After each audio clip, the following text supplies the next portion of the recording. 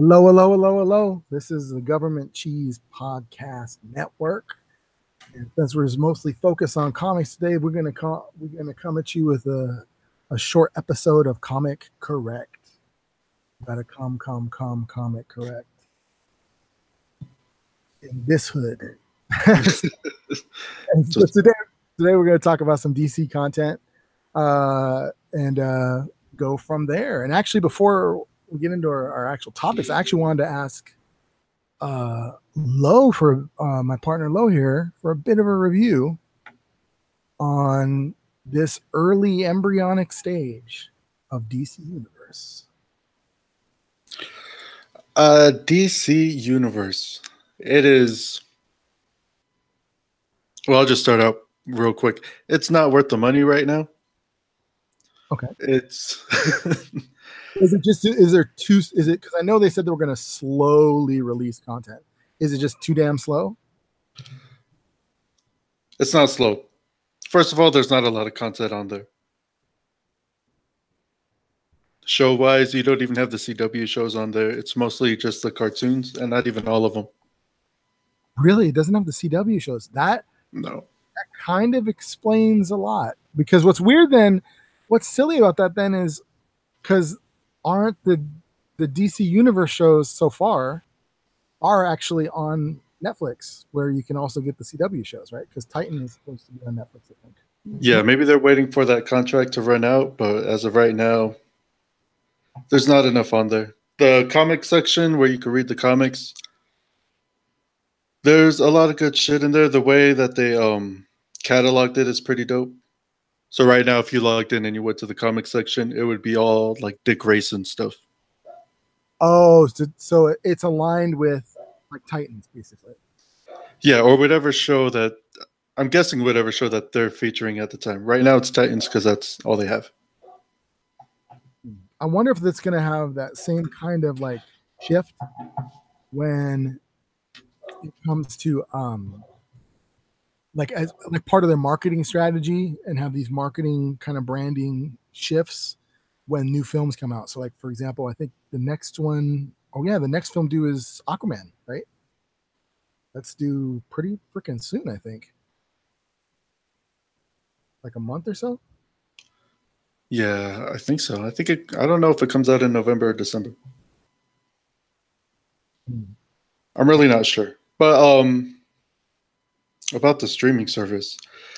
And that's the other thing too. The community side of it, it's not all that big right now. So everything's still growing. So as far as how it runs the app itself is pretty dope. It's just not worth it right now. Did you log into it in different forms, like from the web and also like from a tablet or phone or something? Yeah, and if you want to watch it on TV, I guess that's the true benefit of it. But to be honest, everything on the app is, I can achieve that in 3 tabs for free. Oh, okay. I see what you mean. I could read comics, watch the shows for free, and I can open up another tag and get on the community and Comic Vine. So it's really about committing to it. That's kind of sad. I mean, on one level, I get that the content would be, it wouldn't all be there right out of the gate, right?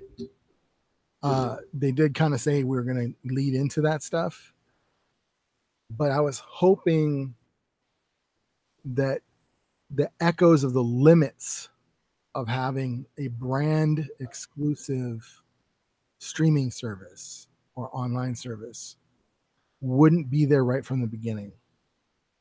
But it kind of seems that is the case. Like it really is a small population, relatively speaking, that only wants DC, right? Or comic content for that matter.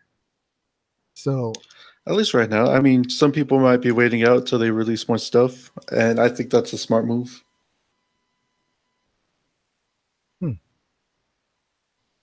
Otherwise, yeah, you're really just paying to see Titans. It could be stuff is is slowly coming out because it's probably maybe they have a plan to really go at it next year, which would make sense. This is late in the year, Well, yeah, I mean, I doubt that it's going to stay this way. That's why I keep saying people should wait. And actually, it could be a flood of material because a lot of people really like marketing their stuff during this holiday season for a very simple reason. People are home. So we're coming out, we're going to go then go in or come out of Halloween, going into Thanksgiving, from Thanksgiving going into Christmas and the New Year. And that's pretty damn close. So. Yeah, I'm sure they got shit coming down the pipeline. Tight. I do want to get to the Black Lightning, but since we're on DC Universe, are you caught up on Titans? Nope. Did you watch just the first one, or? Yeah, I watched the first episode. Haven't seen the second one yet. I watched some of it. I watched some of the second, and I don't know. It was kind of yeah. I don't see why, because from everything I've read, Hawk and Dove are going to be kind of prominent for like 3 episodes, I think they said. But by the same token, they're not actually going to be prominent in the show. And so in my own head, I'm going, did they do anything that really needed, that it had to be Hawk and Dove? And I'm like, no, you could have done that same stuff with any characters. Could have been normal people. Didn't even have to be superheroes, in terms of what's coming up. And so I just realized I just gave you a massive spoiler because Hawk and Dove is in the next episode. But I'm pretty sure you know that. That's in all the ads and shit. If you have a DC Universe, which you probably should have if you're watching the show, then you know. Because if you go to the comic section, there's Hawk and Dove comics there too. All over the place, yeah. And they did change their origin somewhat, but I don't want to give spoilers. Well then, what was your view of the first episode? And because I see it outside of DC Universe, so I actually have no concept of like how it's framed in terms of their broader material. I mean, man, it's been a while since I've seen the first episode. It's already been, 2 weeks? I don't really remember. I just know that it was interesting. That's a good. I'll say that much. A very diplomatic way of putting it. I like that. It was kind of awful, but like interesting enough to where I wanted to see more. But then I watched the first 15 minutes of episode 2 and I was like, I'm good. It just did not grab me. The acting's horrible. The first episode tried to do way too much. You did not need to introduce that many characters in one episode. Yeah, it's so totally disjointed in terms of like, hey, we have stories going on in 3 totally different locations. Yeah, and they got fuck all to do with each other. Yeah, as far as we can tell. Well, still. They could have waited on introducing some of those characters. It should have just been fucking Dick Grayson and that girl. I forget her name. Oh, his new partner? The demon girl. Demon girl, okay. That stuff was kind of interesting. It was well connected. But the other stuff, it just felt too crammed in there. Yeah, I did. What I do, there's certain things I like about it, but we'll see where it goes. Just for general digestion, the action is way better than any other. Actually, pretty much most other superhero television offerings, I think, at least from what we've seen from Dick Grayson. Oh yeah, see, I had the opposite reaction. I thought it was horrible. Really, I thought it. Dick Grayson was good. Everybody else sucked. Oh yeah. I get what you're saying. Yeah. Because like for example, the Russian mobster stuff. I'm like, yeah, I'm not menaced. I just don't care. Yeah. I'm like, oh, you're no name criminal. And I really hope they get away from that. Like, that is one thing that was they should have learned to get rid of that shit way back in the 60s, where you have like faceless bad guys, right? That just doesn't do any good. And it's an easy trap to fall into. Whereas these things, instead, they should have meaning and substance, you know? But Right. I'm going to leave it on the note that you left it on, which was like, eh. So we'll talk more about Titans at another time.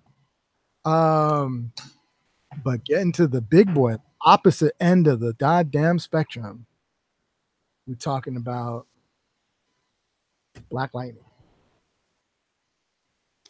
Yeah, that's the best show right now. Yeah. As far as CW is concerned. Yeah. I mean, we talked about, I think in general, not just CW. I mean, definitely it's the best show on CW for sure. Though I do like Krypton somewhat. I think it's probably one of the best comic book shows out there. And I even say that in comparison to a lot of the Marvel shows. I put it up in my top 3. And probably, to be honest, I have the most faith in it be moving higher on that list. It was a strong 2 for me, and it would have been 1 if I had not seen Daredevil last night. Exactly. Like, yeah, I'm still on the Legion nutsack, but I totally agree with you. But here's the thing though, like in a way, Daredevil is like, okay, we're making noir, you know? And I'm like, oh shit, you got me? I'm into that. Do I feel Marvel Universe, quote unquote, out of it yet? No. And I don't necessarily want that. I actually kind of like the niche noir. Whatever they're doing, keep doing it, you know?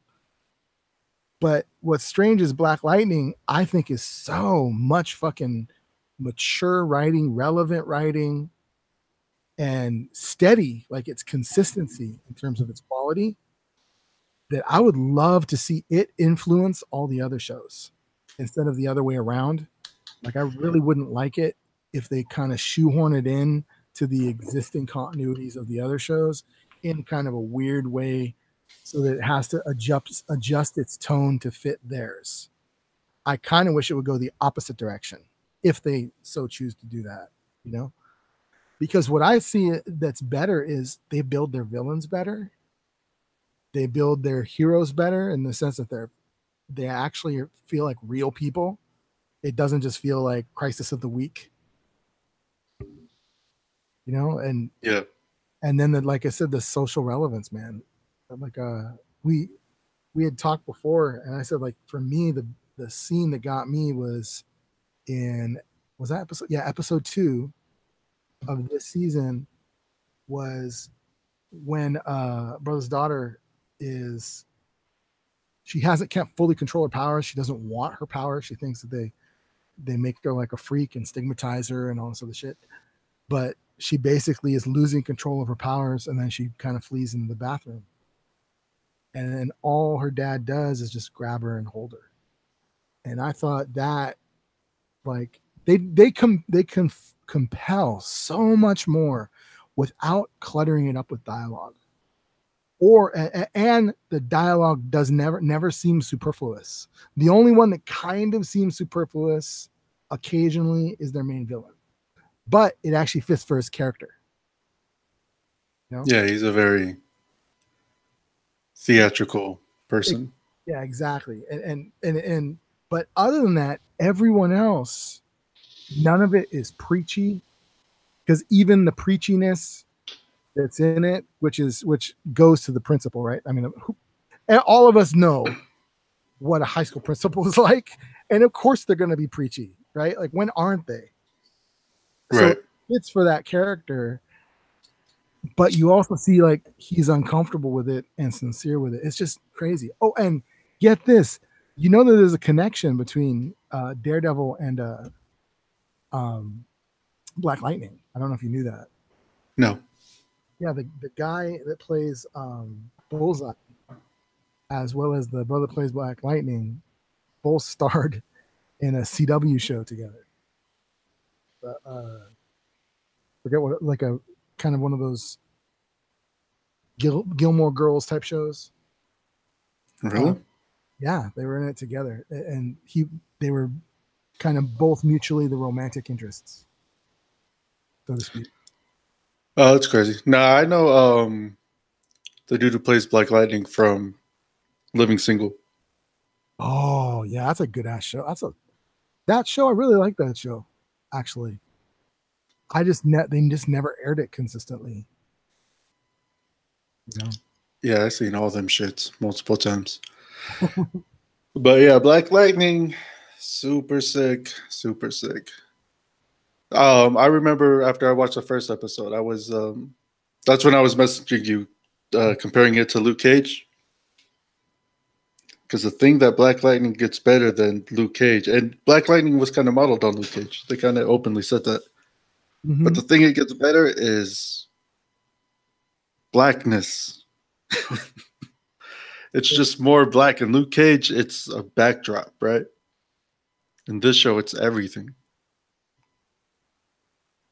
The Yeah. town is a character. The world building adds to the weight of the experience that these motherfuckers are living. Like you feel everything.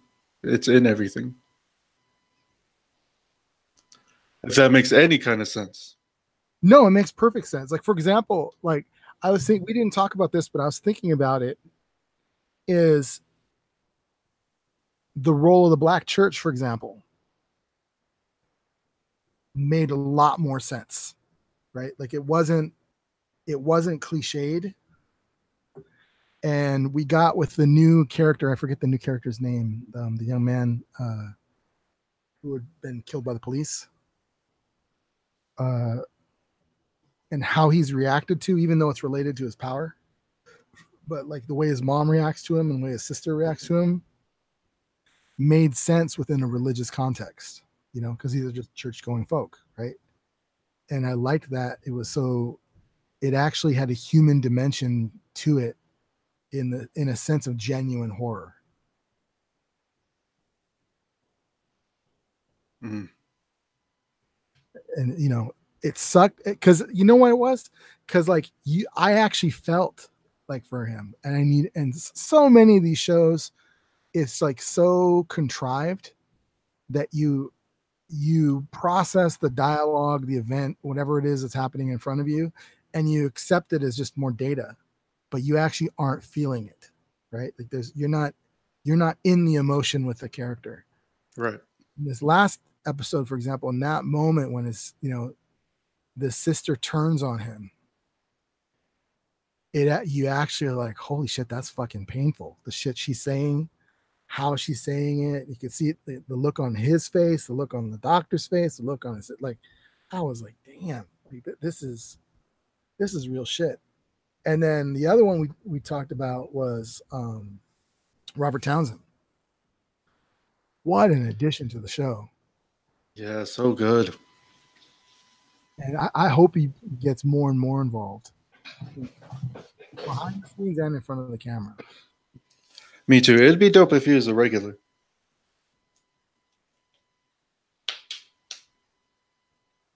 Yeah, I would love to see him. Like he could play a cool like a mayor or something like that. Like coming into a little later. I suspect he is more involved because I remember correctly, what people don't know is Robert Townsend was one of the first people to really want to do black superheroes. I mean, some people may remember Meteor Man, but around that same time, That movie's so good. he was actually talking about wanting to do. I think he was one of the first people wanting to do Luke Cage, if I remember correctly. And it just the timing wasn't right, and things fell through, and it just wasn't going to happen, But he took it seriously. Like he wasn't trying to make a campy thing, right?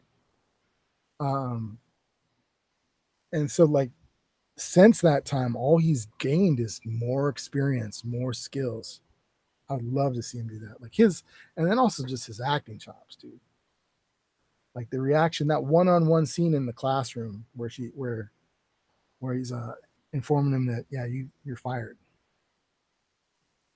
It's over. You're going to transfer. We already hired the new person. Blah blah blah. Yeah, and it's all very reminiscent of Lean on Me, which those scenes were also very good.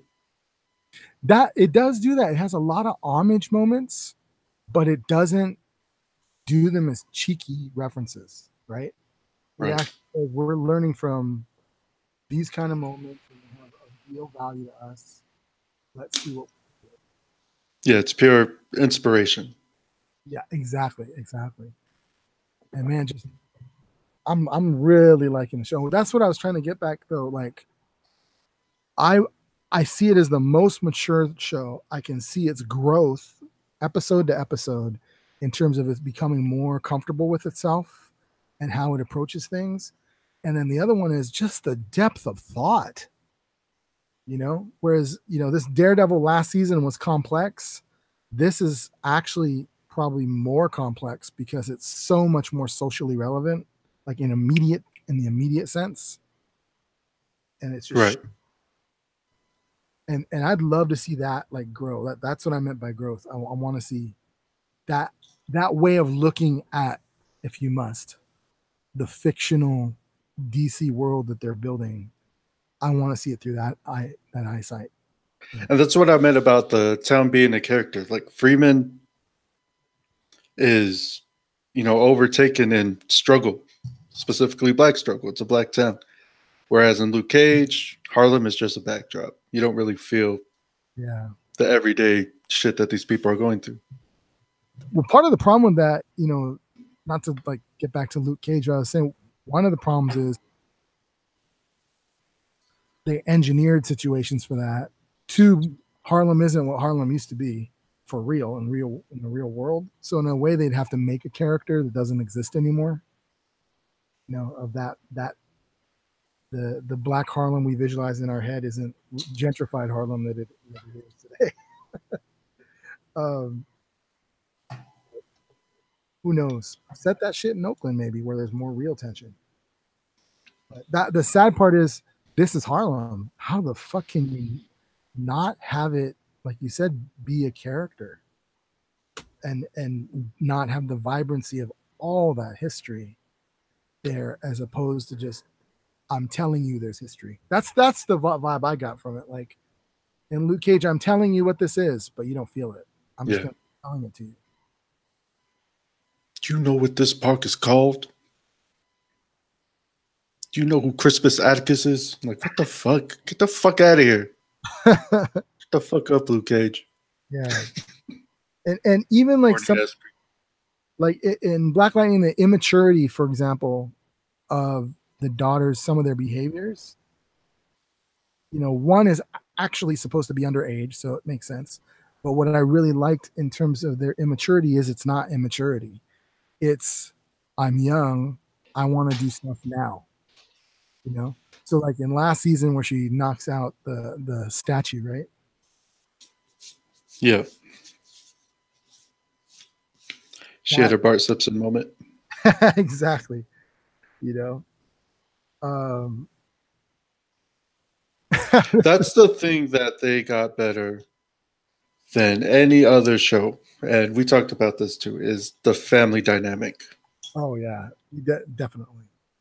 And more than one. It isn't just the Freeman family, right? Like it's like you actually saw it last season too, in the mother where she's trying to find her was it her son or the daughter? Her daughter. Yeah, like you're like, oh shit, I feel that. You feel it. And then even like I forgot the villain's name off the top of my head. His history with his sister, and then even some of the flashback sequences of him as a kid and how they grew up. That is a real family too. Dysfunctional, but you actually are feeling it, And then you also are getting a positive family that has real problems. It isn't like, thank God it's not like, the Huxtables. Even though in a manner of speaking, it kind of is, in the sense that they're middle class, they're professionals, they have kids, but it actually is real.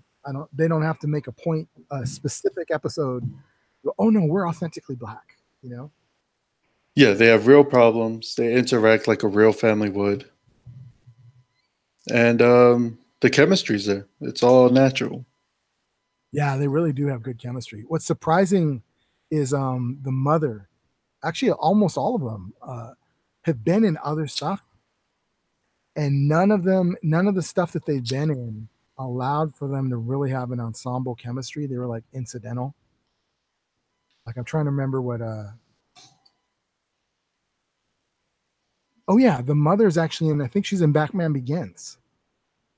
She's a secretary at Wayne Enterprises. Um and she just, you can kind of see that it's just a stereotypical kind of scene. No chemistry there. It's just kind of a prop. And then now you actually see all of them there. I'm like, God damn, like they have chops. They give a shit about their show.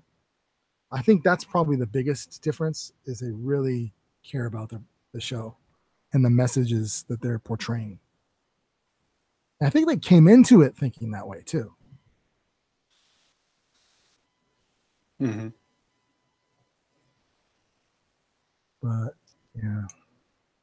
How does it compare to like the Return of the Flash?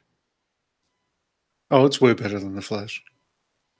So by comparison with like the other CW shows are like basically forgettable. Pretty much. I don't even watch the only other CW show I watch is Flash.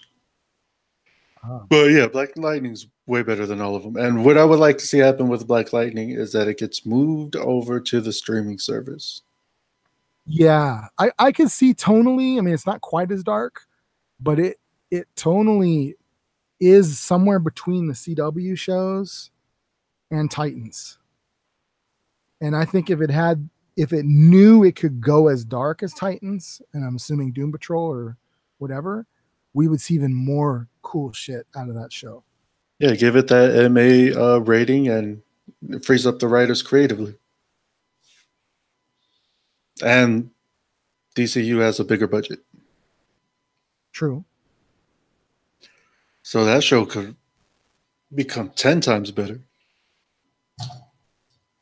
But as far as the Flash goes, first 2 episodes this season, it's the Flash. I mean, there's really nothing. There's really nothing more to say than that. If you like the Flash, you're gonna like these episodes. If you don't like the Flash, it's more of the same shit. So don't watch it. God, I realize that even after last season, I still am gun shy with the Flash. Just because the first 2 seasons were like, hey, I just watched the same season twice. And then this is the 3rd season or the 4th season? The 4th? Yeah. And then what was it? Because the first one was what, all Reverse Flash, the Eborg Thrawn stuff. And then the next one was Savitar, right? Like it was just, who's the latest bad speedster? Yeah. And it was like, yeah, I really was bothered by the first 2 seasons when they did that, where I'm like, what the fuck, man? I'm now literally watching almost the exact same episodes, just with different characters. Oh no, this is the 5th season. And yeah, you're right. It's campy fun. It's a fun show, but there's no real depth to it. Yeah. I think, yeah, it is fun. It's better actually when it has a crossover show, I've noticed. And then where it actually is good is if you like the characters. That's really it. Because at a certain point you're invested in, like, like I really like Cisco as a character, and I like the actor playing him. And I actually get a joy of seeing him on screen, even though we already know exactly the same shit he's gonna do, how he's gonna say it, the formula, if you will, of the episode. But if you're about that, it's not a bad show. Like if you really just are invested in the characters. But outside of that, yeah, it definitely isn't great on comprehensive story or compounded story even. Yeah, and there's just way too much filler. Which worked for the first 2 seasons, not so much anymore. Yeah, that's for damn sure. And I really think they kind of shot their wad with the Flashpoint thing. I mean, it wasn't bad how they did it, but in terms of the scope of what Flashpoint is in the actual comics, their Flashpoint was kind of like really minuscule. You know, it didn't really totally change everything. It really only just changed things for the character. Yeah, it just really made people mad at him for a brief second. Yeah, and which is, I just think it's a squandered moment. That's kind of like this is a bad comparison, but it's kind of like X-Men Last Stand, where the Dark Phoenix is the B story. You know, you're like, what? That's supposed to be like something you build up to over many films. You know, you don't just B story it. Oh yeah, this is our B storyline. Oh well. Yeah, pretty fucking dumb.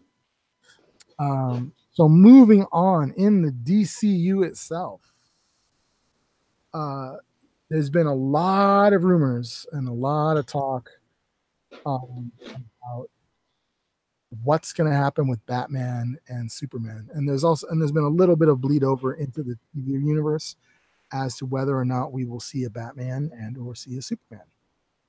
In fact, the new talk is that there may actually be a new Superman series. Um, the and then we also know that we are revisiting Gotham in some way, shape, or form, as James Gunn has gone over to DC and signed on to do Suicide Squad 2, which might be a soft reboot, is from what I'm hearing. It's gonna be tight. Yeah, I think whatever he's produced is going to be good.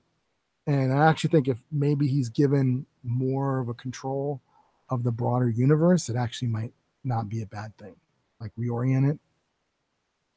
But I don't know if they necessarily have to follow the Marvel formula of like one massive continuity. Because right now they actually have, I think, 4 ongoing continuities in DC's media. Yeah, I Not think they're definitely going for the multiverse thing. Yeah, and we'll where we'll go. But basically, what they're saying is they're doing some form of a pivot and are not going to focus on Superman or Batman as properties, but also in some ways they just weren't. They didn't have it in the pipeline. I think because that pipeline for one got canceled when Warner Brothers, the new management came in and basically shit canned everything. That put a kibosh on us likely to see, a Batman anytime soon. So instead, we're getting new shit like the Joker movie coming out, what that we know is for real. It's no longer speculation. It's being filmed. And I'm actually curious about that. I'd like to see what Joaquin Phoenix looks like. But basically, they're saying that the rumor mill is saying, and reports are saying, we're mostly talking about Variety reports, that there is nothing slated for Batman or Superman in the future. And this is on the wake of really what is rumors of Cavill and Affleck leaving their characters. Affleck leaving the character has been a long, long rumor. That had been around for at least 3 years almost. I think since just even before Justice League, Since they announced the solo Batman movie. that he wouldn't do the character. Yeah. Well, that he might leave because they took away when they took away when they fired him as a director, basically. Was he fired? I thought he kind of quit. Was like, this isn't for me, you know. But Well, maybe either way, that whole situation is when the rumors started, and then when they decided not to use a script, that's when the rumors started gaining a little bit more weight. the latest news reports was that actually executives from Warner Brothers, like 4 real top tier executives from Warner Brothers, were meeting with him, and he did have a script in hand. And speculation is that that is the Batman script, and so that there may be a role and a place for him, and they were just giving him space to deal with his stuff, you know, like. And I'd like to see him given his shot because I actually think in the current DCU, it could write itself. You know, the rudder could write itself if there's a solid Batman offering. Because what it can do is set the tone for everything else and kind of follow along that trajectory. They had an opportunity with that with Man of Steel, but completely fucked it up, in my opinion. And so now you actually have, in a way, it's good that they fucked that shit up because it's allowed essentially second tier characters to flourish. Because I suspect Aquaman is going to be a huge success. You know, there's a lot going for that film, and then we already know Wonder Woman was a huge success, so a follow up will be as well. And Shazam looks great as well. Well, all these movies are going to be successes either way. All the DC movies, as bad as some of them have been, have all made money. Yeah, that's true. That is true. But I don't know if they're the bread and butter at Warner Brothers. Maybe they are. I don't think so though. I think WB has so much content, going for them. We'll see.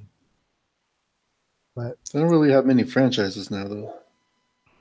Well, actually, I think what they have is dormant franchises. That's really what they have. They have dormant franchises that haven't been visited in a while and need to be. And I actually think the big place that they really need to do a massive push is in their children's programming, the children and family programming. I think there's no opportunity there. In the sense that, like, there's that entire Warner Brothers animation, what do you call it? Like this plethora of characters and content and stuff like that they could re-franchise, rebrand, revitalize, Like imagine, for example, imagine a CGI Animaniacs. Even a CGI based real world series version of the Animaniacs. Like you do something along the Roger Rabbit kind of style. I think that would totally win people over, as a gateway. Because everyone thought the Animaniacs itself, because it never existed before, people were like, what the fuck is this? We just want our old school Warner Brother characters, Donald Duck and shit. Right. Not me. I was all about the Animaniacs. Well, that's what I'm saying. Then they actually came out and people were like, this is dope. These characters are great, right? Because I remember I used to only watch for Darkwing Duck. That was like the only thing I liked of all the plethora of stuff that they made, right? And then prior to that, I think, didn't they do Babies too? Maybe, but let's get back to Batman and Superman. Gotcha. I'm just saying though, Batman and Superman, they're deviating away from them as their kind of flagships. That's the word I was looking for. Their flagship brands. They need to put in something else. And if it's DC, then what it is now it's time to experiment with the variety of stuff as opposed to refocusing only on Batman and Superman as their mainstays. Because they have so much more content. Yeah. Yeah, and I agree. They should just let them breathe anyway. Yeah. Put them on ice for a couple of years and let's tell some other stories. Totally agree. I could actually stand to see another Superman story if it wasn't on this planet. Like I'd love to see a cosmic kind of Superman story. But I'm cool off of Batman for a while. Shit, just let it rest or do a Batman Beyond or just put him on the side somewhere. I'm even hesitant about the Joker thing. I'm sure it'll be cool. Like everyone wants their take at the Joker, I guess. But I've seen enough of the Joker and enough of Batman to last a lifetime. Yeah, I agree. It's time What to get a new gimmick. shit, yeah. Shit, yeah. Who do you think could be? I mean, we know the ones that they already have in the pipeline, but do you think that there's characters outside of the Justice League, quote unquote characters, that could carry a franchise and more importantly a brand for a while away from some of these characters? Because I mean, there's just so many more new things that they could run with. Well, if fucking Will Smith wasn't so old, I'd say Deathstroke. Yeah, he was pretty fucking good. That was true. I gotta say that he's able to turn that charisma and commanding of the screen on, and he did a really great job of that. And it wasn't just the character; it was whatever he brought to the character. You know. Yeah, I'm waiting on what Suicide's 2, how good that movie is. If they give James Gunn the freedom to do what he can do, then that movie should be dope, which will open up more possibilities for fucking DC. I'm thinking what they 'Cause need. then you can spin off. Yeah. I'm thinking in part what they need to do is bring in some creators, some visionary writers, directors that love the IP, but aren't necessarily connected to the IP. Because sometimes that doesn't translate well. You know, maybe it isn't ideal to have Brian Michael Bendis overseeing the adaptation of his own stories,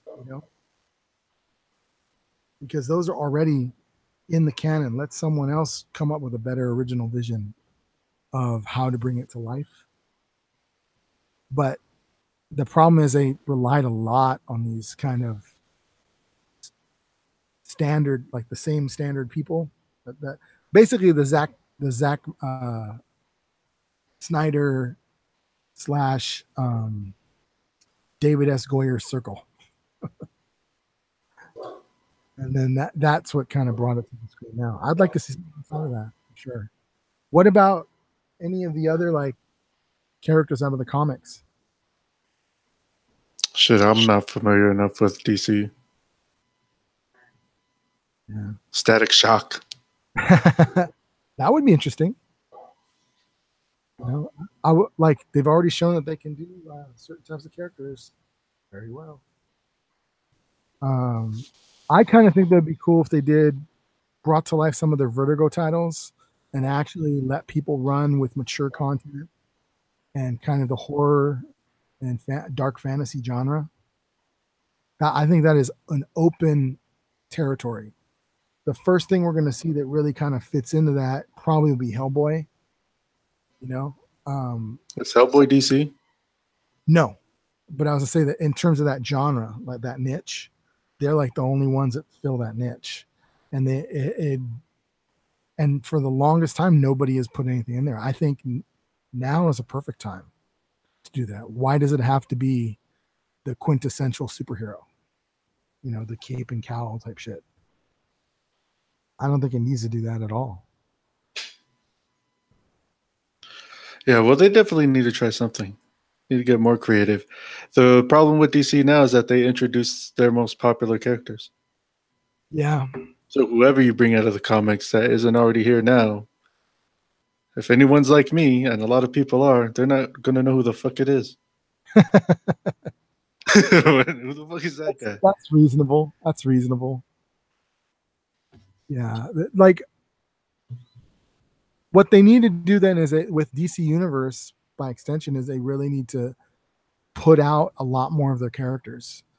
Part of the problem is a lot of their characters have lived in the TV realm, which isn't a problem. Actually, I think that should be a way to openly bring in other characters into the DCU, right? And then also maybe, which is kind of my mistake, I kind of think they got Batman half right in the sense that they didn't, even though they ended up doing it anyway, but they didn't try and redo his origin. They just kind of said, hey, he's been here. And I think that can work because it's exactly what they did with Spider-Man Homecoming. if it's done right, you can actually work off of the assumption of a pre-educated audience and move forward without the baggage of having to rehash what we've already seen a million fucking times. You know? Yeah. And I would like to see that. I'd like to see a Superman that goes beyond just the white bread hero of the day, you know? I'd like to see something beyond that. I wouldn't mind seeing an Super might be a character out of time. He definitely is. That's been a was it I think it was Oswald, wasn't it? Patton Oswald had the criticism of the DC characters where he said part of the problem with them is they're just really old. No, his criticism was that they all had the same tone. They were all scowling. Oh yeah, that's true. You was talking about the DCU or Yeah. just yeah. Well, someone else said, I forget who it was though, but they were talking about one of the problems is you can't, it's very difficult to relativize these characters because in the end, Batman, Superman, Wonder Woman, these are all creations, not even of like the 1950s or 60s, but like the 1930s.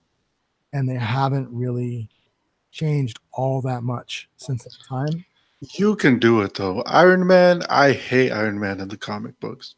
Mm-hmm. Guy is a fucking rich douche responsible for the murder of millions of people around the world. Movie made me like it. It made me like him.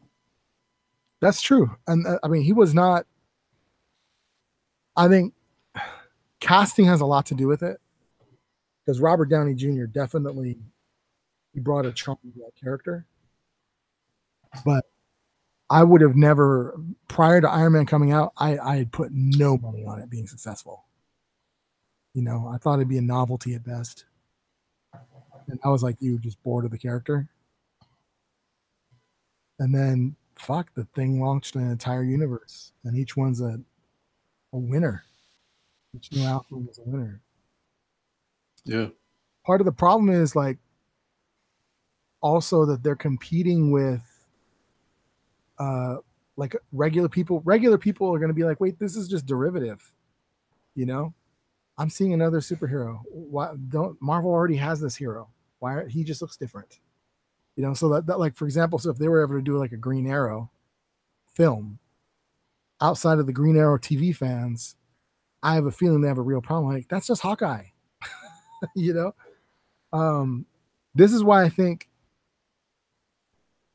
in a manner of speaking, there was a very positive move on the part of DC of first with the notion of an Aquaman, because there's clearly Marvel missed their boat on that particular character, which is their Namor, right? They can't really pitch that without it seeming like Aquaman. Aquaman will have been out first. Wonder Woman was the first real attempt to actually go, we're going to actually centralize the female character. They got that first in their pocket as well.